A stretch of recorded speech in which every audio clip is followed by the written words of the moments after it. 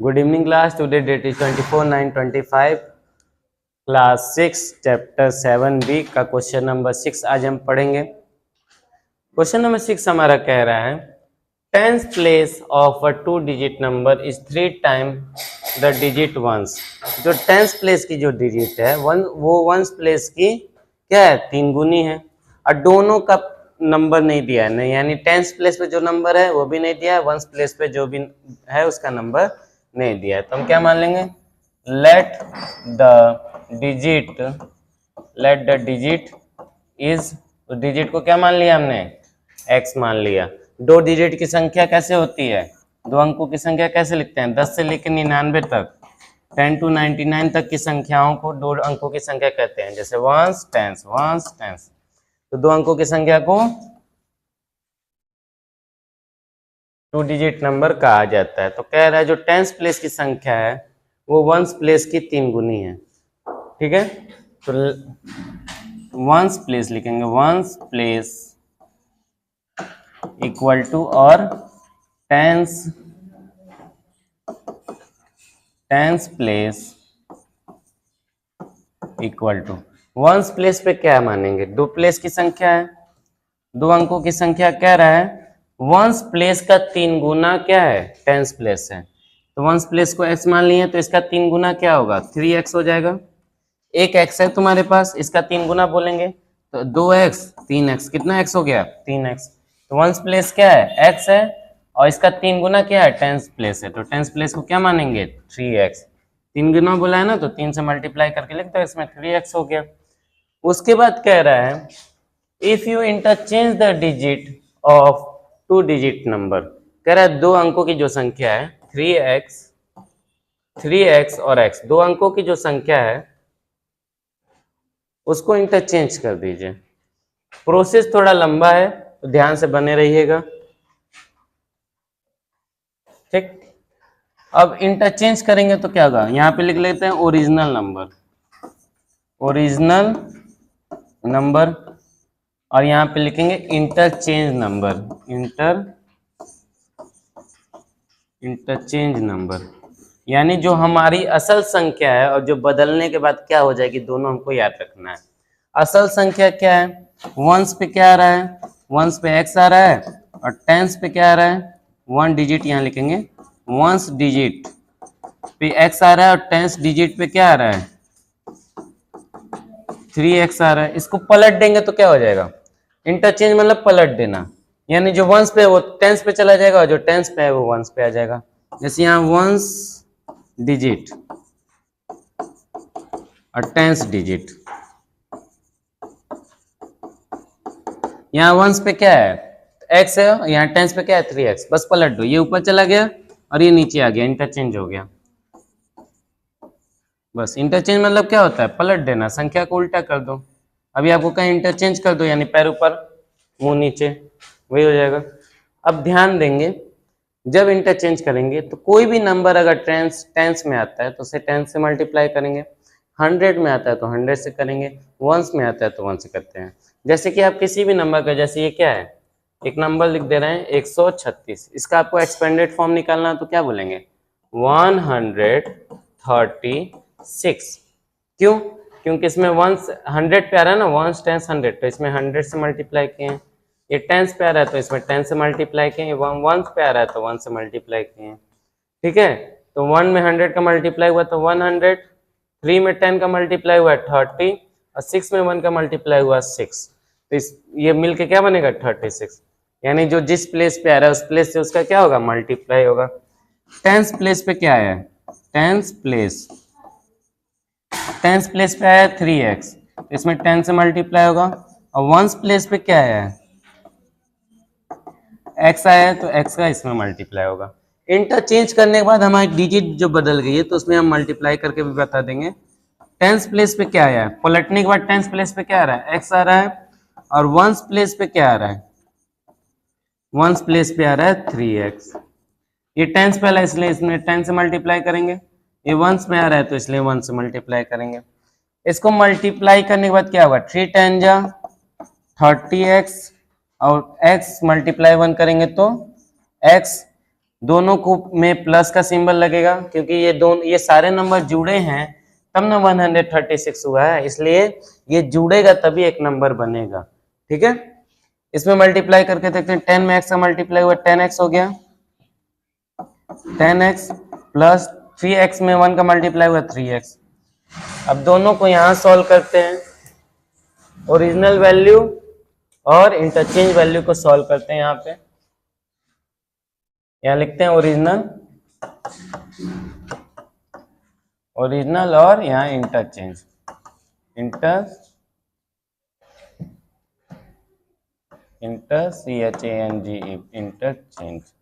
ठीक, original value क्या आई थी? 30x प्लस एक्स आई थी, इसको बोलेंगे 31x। ठीक है, इंटरचेंज वैल्यू क्या आई थी? 10x प्लस 3x, इसको क्या बोलेंगे? 13x। ठीक, कह रहा है उसके बाद क्वेश्चन ध्यान से पढ़िए।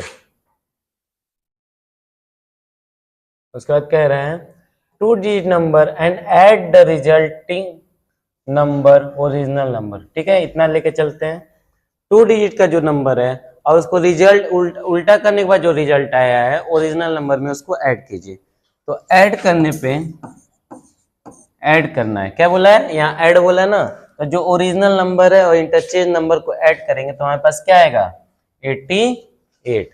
ओरिजिनल नंबर क्या था? 31x था और इंटरचेंज नंबर क्या था? 13x था। इसको ऐड करने पे क्या आएगा? 88 आएगा। इन दोनों को जोड़ेंगे तो कितना होगा? 44x। यहाँ क्या है? 88x। 44 मल्टीप्लाई में है, तो जब बगल में जाएगा तो किस में हो जाएगा? डिवाइड में हो जाएगा, यानी x की वैल्यू आ गई 44 से 88 2 टाइम में कटा, x की वैल्यू आ गई 2। ठीक है, यानी 2 डिजिट की संख्या हमने मानी थी। 2 डिजिट की संख्या हमने कौन कौन सी मानी थी? वंस पे क्या रखा था हमने? वंस पे क्या रखा था? x रखा था। x की वैल्यू कितनी आई है? 2 आई है। टेंस पे क्या रखा था? 3x। टेंस पे क्या रखा था? 3x। 3 और x के बीच में कौन सा रिश्ता है? मल्टीप्लाई का। x की जगह पे क्या लिख सकते हैं? जो वैल्यू आई है, वैल्यू क्या है? 2। इन दोनों को मल्टीप्लाई करेंगे क्या होगा? 6। ये कौन सा प्लेस है? टेंस प्लेस है, तो टेंस प्लेस पे क्या लिख दिया हमने? 6। इसी के साथ ही हमारा क्या हो जाता है? आंसर। आई होप आपको समझ में आया होगा। इसी के साथ क्वेश्चन नंबर 6 खत्म होता है। क्वेश्चन नंबर 7 पे बढ़ते हैं। नंबर 7 है हमारा कि आई हैव, पहले क्वेश्चन को पूरा अच्छे से जान जाते हैं। I have total of 300 rupees in a coin. मेरे पास 300 रुपए हैं, लेकिन नोट नहीं है। क्या है? सारे सिक्के हैं। कितने कितने के सिक्के हैं? 1 रुपए का सिक्का है, 2 रुपए का और 5 रुपए का सिक्का है। उसके बाद क्या है? The number of 2 rupees coin is 3 time the number of 5 rupees. जो 2 रुपए का सिक्का है वो हमारा, वो 5 रुपए के सिक्के से 3 गुना है। यानी 5 हमारे पास एक सिक्का होगा, तो 2 का क्या होगा? 3 गुना होगा। इसका 3 गुना क्या होगा? यानी 5 का एक सिक्का 2 रुपए के 3 सिक्कों के बराबर है। The total number of coins, सिक्कों की संख्या क्या है? रुपए में नहीं पूछा है, सिक्कों की संख्या पूछा है। सिक्कों की संख्या क्या है?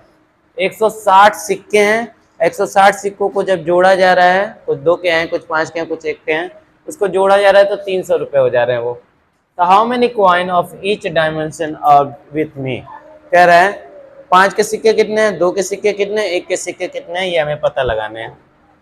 तो हमें सिक्कों की संख्या नहीं दी गई है, तो हम सारे सिक्के को वेरिएबल के माध्यम से निकालेंगे। तो पहले क्वेश्चन कौन से सिक्के की बात किया है? The number of 2 rupees coin, 2 रुपए के सिक्के की बात किया है और 5 रुपए के सिक्के की बात किया है, और कोई सिक्के की बात नहीं किया है। तो लिखेंगे लेट द 5 रुपीज कॉइन, 5 रुपए को सिक्के को क्या मान लेंगे? x, और let the 2 rupees coin is 3 time of 5 rupees.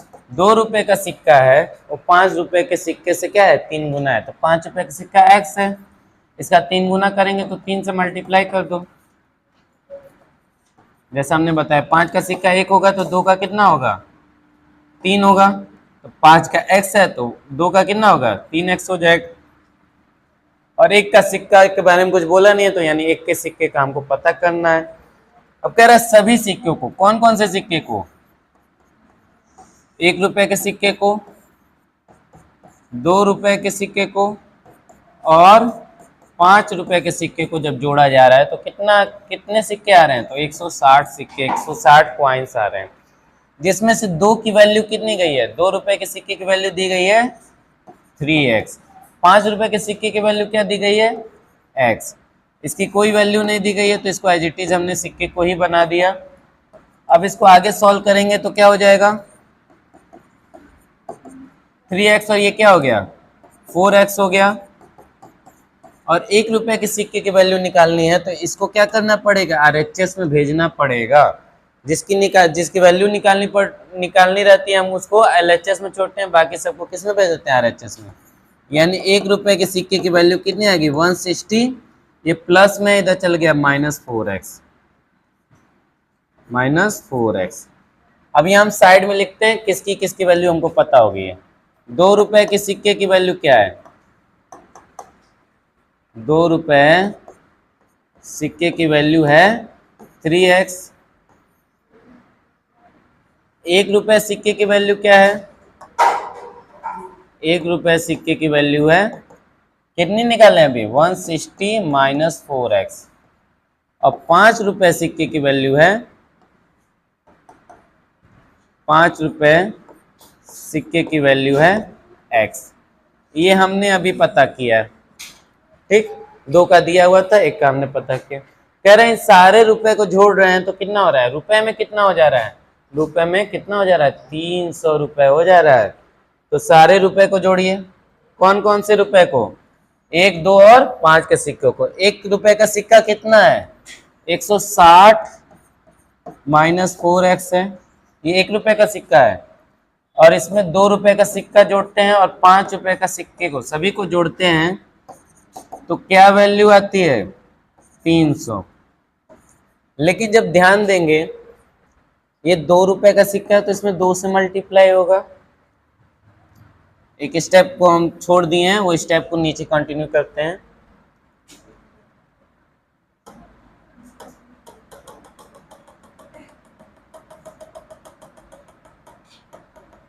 कहाँ जा रहा है, ठीक।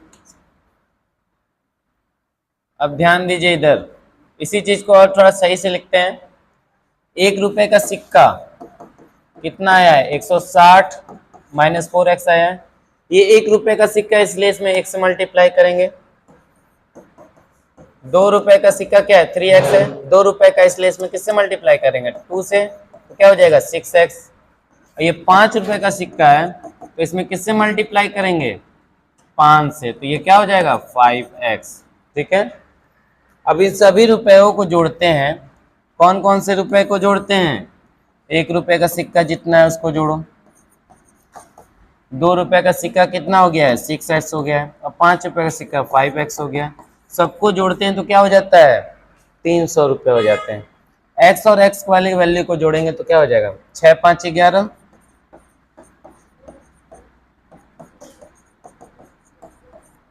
11 में से 4 चला गया, क्या बचा 7। ये नंबर प्लस में, ये जो वैल्यू है प्लस में है, बगल में जाएगी तो क्या हो जाएगी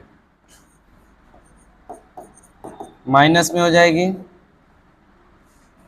किसमें हो जाएगी, यहाँ सिंबल बड़े वाले का लगेगा, 11 का सिंबल प्लस में है ना तो प्लस में लगेगा, ठीक है।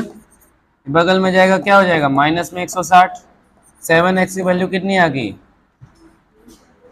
10 में 0, 10 में से 6 हो गया 4। x की वैल्यू निकालेंगे कितनी होगी 140/7, x की वैल्यू आ गई 20, x की वैल्यू आ गई 20। अब यही वैल्यू हमको इसमें पुट करनी है जो यहाँ रखे हैं। 1 का सिक्का कितना था हमको अभी बताओ, जो यहाँ लिखे हैं 160 - 4x था, x की जगह क्या लिखेंगे हम 20, x की जगह 20 लिख के सॉल्व करेंगे तो क्या होगा 160 40 20 दूना 20 चौको 80, माइनस की 1 का सिक्का कितना आ गया 80 रुपए। 80 सिक्का किसका है 1 रुपए का सिक्का कितना है 80 है। 2 रुपए के सिक्के को क्या माने हैं 2 रुपए के सिक्कों को माने हम 3x, ये 6x माने ना, 2 से मल्टीप्लाई किए हैं तो 6x। अब इसकी वैल्यू निकालेंगे, 6 मल्टीप्लाई 20, सॉरी 2 रुपए को सिक्के को क्या लिए यहाँ पे, 2 रुपए के सिक्के को क्या माने हैं, 3x माने हैं ना, 3x, x की जगह 20 लिखेंगे, 2 रुपए का सिक्का कितना हो गया, 60 हो गया। अब 5 रुपए का सिक्का जब निकालेंगे, 5 रुपए के सिक्कों को क्या माने हैं, x, और x की वैल्यू क्या है, 20, ठीक है। यानी 1 रुपए का सिक्का 80 है, 2 रुपए का सिक्का 60 है, और 5 रुपए का सिक्का 20 है। इसी के साथ क्वेश्चन नंबर 7 सॉल्व होता है। कोई भी डाउट होगा तो आप आपसे आके डायरेक्ट पूछ सकते हैं। क्वेश्चन नंबर 8 हमारा कह रहा है, there is narrow rectangular plot. कह रहा है यह एक आयताकार प्लॉट है, मतलब जमीन है। आयताकार कैसा होता है, आयत कैसे होता है, आयताकार जमीन है। रिजर्व फॉर अ स्कूल, जिसको एक स्कूल के लिए भाड़े पे लिया गया है। एक जमीन है रेक्टेंगुलर, उसको स्कूल के लिए किराए पे लिया गया है। इन मघौली विलेज, कौन से गांव में, मघौली गांव में एक जमीन है आयताकार, उसको लीज पे लिया गया है स्कूल के लिए। उसका कह रहा है, the length and breadth of the plot are in the ratio 11:4। कह रहे हैं इसका जो लेंथ और ब्रीथ है 11:4 है, यानी 11 लेंथ है और 4 ब्रीथ है, ठीक। लेंथ क्या है, लेंथ ये लेंथ है, ये ब्रीथ है। ध्यान देंगे ये नंबर में नहीं है। बीच में अगर ऐसे 2 पॉइंट बने होते हैं, किसी नंबर के बीच में ऐसे 2 पॉइंट बने होते हैं, तो उसको रेशियो कहा जाता है। क्या कहा जाता है, रेशियो। हिंदी में कहते हैं अनुपात, रेशियो को हिंदी में कहेंगे अनुपात। तो ये रेशियो में कोई संख्या दी रहती है, वो एक्चुअल संख्या नहीं होती है, वो एक्चुअल संख्या के साथ लगने वाली एक संख्या होती है। जैसे हम बता दिए, मेरे पास 2 है और यहाँ पे एक डिजिट है। अब आप पता कीजिए कौन सा वो डिजिट है। यानी लेंथ 11 है, 11 के साथ एक और नंबर है जो हमें पता करना है, और 4 के साथ भी एक और नंबर है जो हमें पता करना है, तब हमारा लेंथ और ब्रीथ निकलेगा।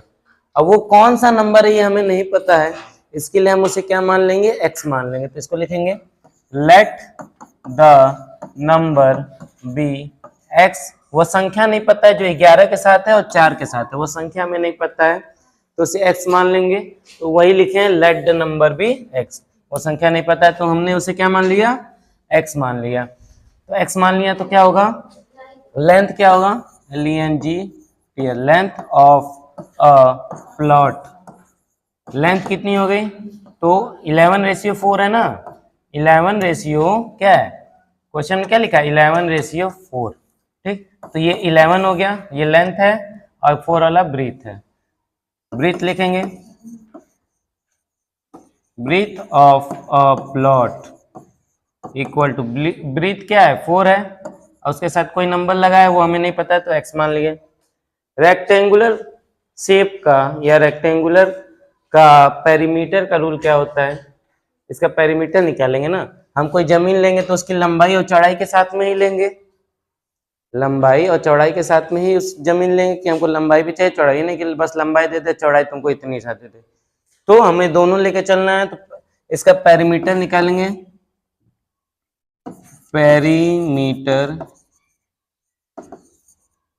Perimeter of a plot. Perimeter का रूल क्या होता है, आपको क्लास में बताया गया, 2 इंटू लेंथ प्लस ब्रीथ इसका रूल होता है। पेरीमीटर का रूल क्या होता है, 2 into length plus breadth. Length क्या दिया हुआ 11x, अब ब्रीथ क्या दिया हुआ है 4x। बोर्ड मास के रूल के अकॉर्डिंग पहले ब्रैकेट करते हैं, ब्रैकेट सॉल्व करेंगे तो क्या होगा, 11×4 15x।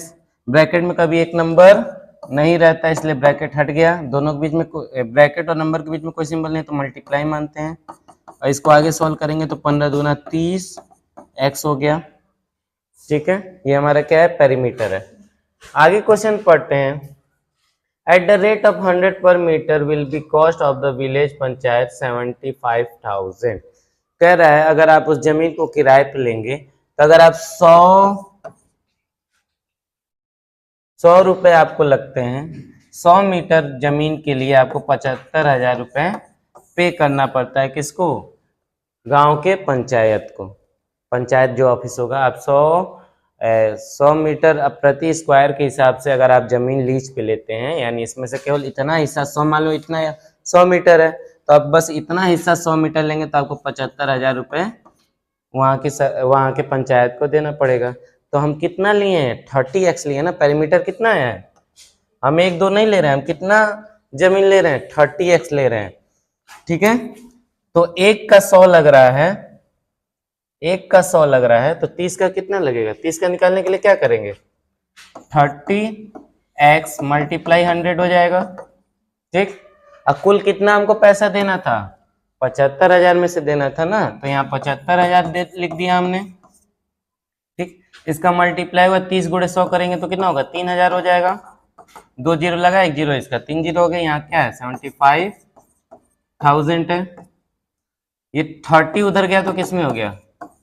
यहाँ 75 है ना, 75,000 है, और यहाँ 30 कौन से सिंबल में है? मल्टीप्लाई में है। उधर गया किस में हो गया? डिवाइड में हो गया। 3 जीरो से 3 जीरो कट गया, और 3 से 75 कटेगा कितनी बार में? 3 दूना 6 और 3 पचे 15। एक्स की वैल्यू कितनी आ गई? 25 मीटर। एक्स हम कहाँ लिखे हैं? 11x लिखे हैं और 4x लिखे हैं। तो लेंथ कितना माने थे हम? LENGTH लेंथ माने थे 11x। 11 ही है। x की जगह क्या लिखेंगे? 25। दोनों के बीच में कोई सिंबल नहीं है तो मल्टीप्लाई। 25 गुणे 11 हो गया। ब्रीथ निकालेंगे जब इसका, ब्रीथ क्या माने थे? 4x। 4 तो 4 ही है। x की जगह क्या लिखेंगे? 25। मल्टीप्लाई करेंगे। 25 में 11 का मल्टीप्लाई होगा तो कितना होगा? 25 में 11 का मल्टीप्लाई होगा तो 256 होगा क्या? शायद 256 होगा। 275। 275 इसका मीटर क्या है? लेंथ है। और ब्रीथ कितना है? 25 चौको 100 मीटर ब्रीथ है। ठीक है, लेंथ को क्या माने थे? 11x। x के साथ 11 रख के हम मल्टीप्लाई करके वैल्यू निकाल दिए। ब्रीथ को मारे थे 4x। 4 के साथ x की वैल्यू रख के हम मल्टीप्लाई कर दिए। इसी के साथ क्वेश्चन नंबर 8 हमारा सॉल्व होता है, और हमारा ये एक्सरसाइज, ये रनवे भी खत्म होता है, और ये चैप्टर भी खत्म होता है। आपसे नेक्स्ट चैप्टर में दोबारा मिलेंगे।